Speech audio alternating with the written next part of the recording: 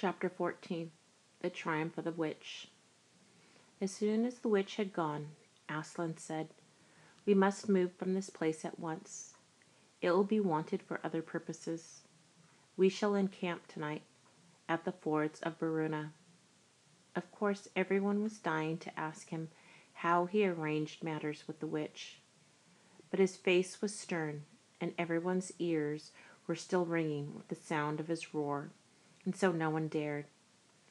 After a meal, which was taken in the open air on the hilltop, for the sun had got strong by now and dried the grass, they were busy for a while taking the pavilion down and packing things up. Before 2 o'clock, they were on their march and set off in a northwesterly direction, walking at an easy pace, for they had not far to go. During the first part of the journey, Aslan explained to Peter his plan of campaign. "As soon as she has finished her business in these parts," he said, "the witch and her crew will almost certainly fall back to her house and prepare for a siege. You may or may not be able to cut her off and prevent her from reaching it." He then went on to outline 2 plans of battle, one for fighting the witch and her people in the wood, and another for assaulting her castle. And all the time he was advising Peter how to conduct the operations, saying things like, "You must put your centaurs in such a place," or "You must post scouts to see that she doesn't do so and so," till at last Peter said, "But you will be there yourself, Aslan." "I can give you no promise of that," answered the lion, and then he continued giving Peter his instructions. For the last part of the journey, it was Susan and Lucy who saw most of him. He did not talk very much, and seemed to them to be sad. It was still afternoon when they came down to a place where the river valley had widened out, and the river was broad and shallow. This was the fords of Baruna, and Aslan gave orders to halt on this side of the water. But Peter said, "Wouldn't it be better to camp on the far side, for fear she should try a night attack or anything?" Aslan, who seemed to have been thinking about something else, roused himself with a shake of his magnificent mane and said, "Eh? What's that?"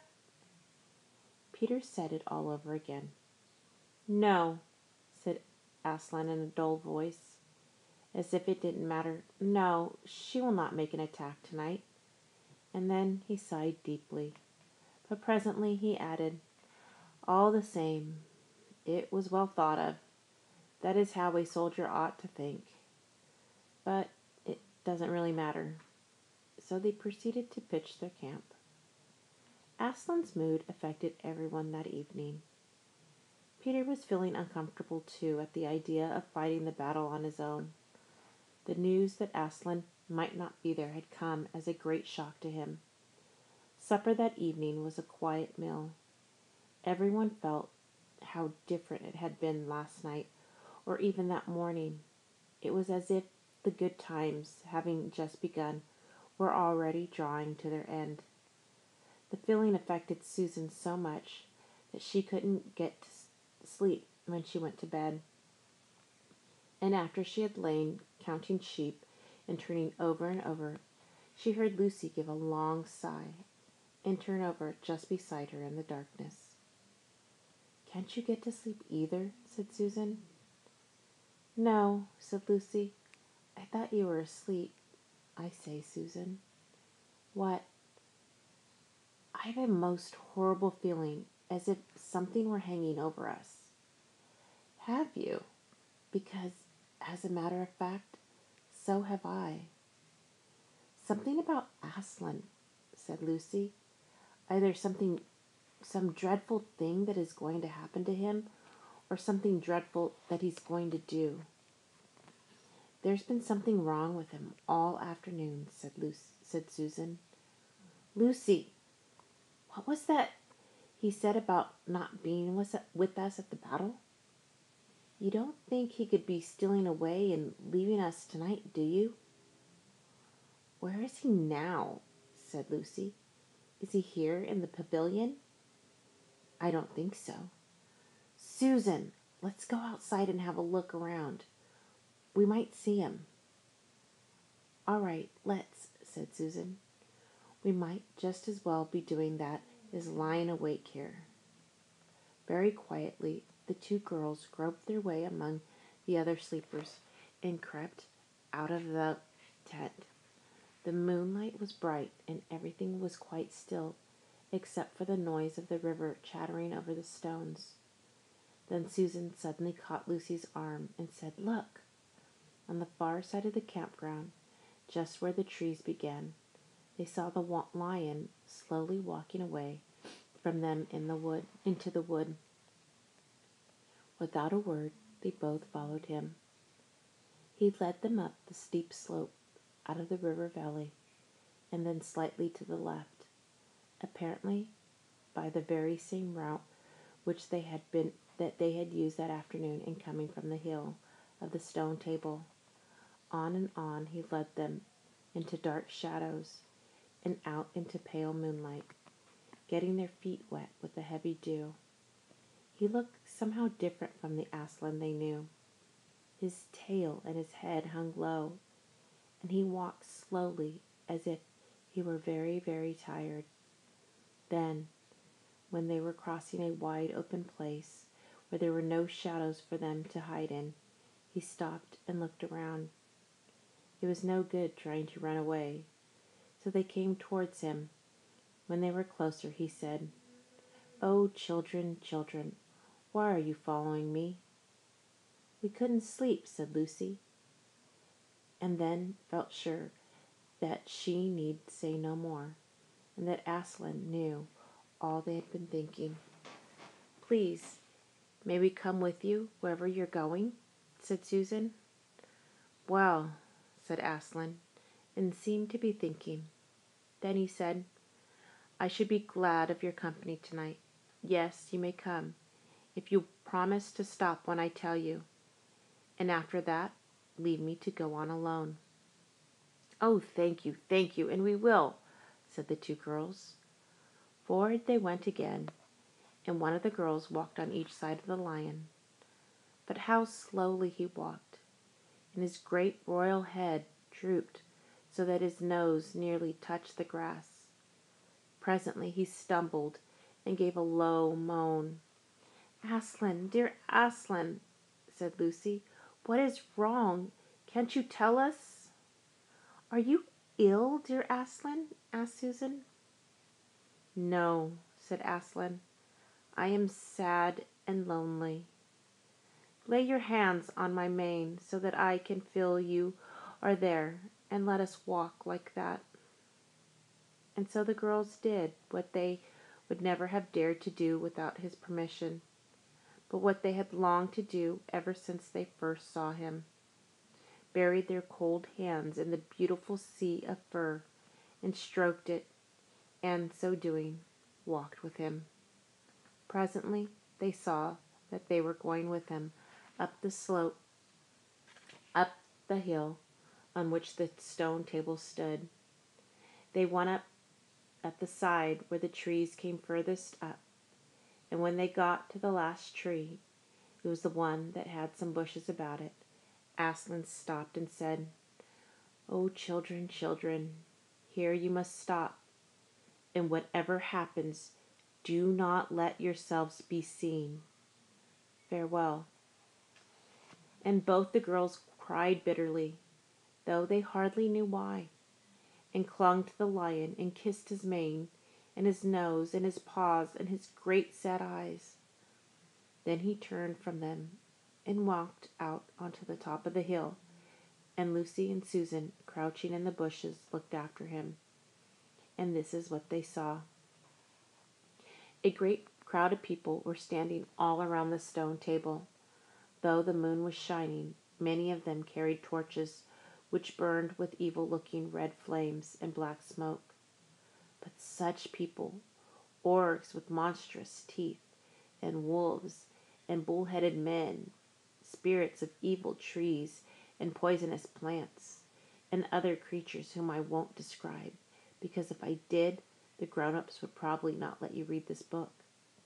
Cruels and hags and incubuses and wraiths and horrors, efrits, spirits, orkneys, wooses, etons. In fact, here were all those who were on the witch's side, and whom the wolf had summoned at her command. And right in the middle, standing by the table, was the witch herself. A howl and a gibber of dismay went up from the creatures when they first saw the great lion pacing towards them, and for a moment the witch herself seemed to be struck with fear. Then she recovered herself and gave a wild, fierce laugh. "The fool!" she cried. "The fool has come. Bind him fast."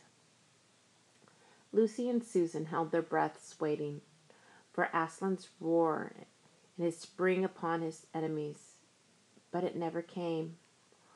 4 hags, grinning and leering, yet also at first hanging back and half afraid of what they had to do, had approached him. "Bind him, I say," repeated the witch. The hags made a dart at him, and shrieked with triumph when they found that he had made no resistance at all. Then others, evil dwarfs and apes, rushed in to help them, and between them they rolled the huge lion round on his back and tied all his 4 paws together, shouting and cheering as if they had done something brave, though, had the lion chosen, one of those paws could have been the death of them all. But he made no noise, even when the enemies, straining and tugging, pulled the cords so tight that they cut into his flesh. Then they began to drag him toward the stone table. "Stop," said the witch. "Let him first be shaved." Another roar of mean laughter went up from her followers as an org with a pair of shears came forward and squatted down by Aslan's head. Snip, snip, snip went the shears, and masses of curling gold began to fall to the ground. Then the org stood back, and the children, watching from their hiding places, could see the face of Aslan, looking all small and different without its mane. The enemies also saw the difference. "Why, he's only a great cat after all," cried one. "Is that what we were afraid of?" said another. And they all surged round Aslan, jeering at him, saying things like, "Puss, puss, poor pussy. How many mice have you caught today, cat? Would you like a saucer of milk, pussums?" "Oh, how can they?" said Lucy, tears streaming down her cheeks. "The brutes, the brutes!" For now that the first shock was over, the shorn face of Aslan looked to her braver and more beautiful and more patient than ever. "Muzzle him," said the witch, and even now as they worked about his face, putting on the muzzle, one bite from his jaw would have cost 2 or 3 of them their hands. But he never moved, and this seemed to enrage all that rabble. Everyone was at him now. Those who had been afraid to come near him even after he was bound began to find their courage, and for a few minutes the 2 girls could not even see him. So thickly was he surrounded by the whole crowd of creatures, kicking him, hitting him, spitting on him, jeering at him. At last the rabble had had enough of this. They began to drag and bound and muzzled the lion to the stone table, some pulling, some pushing.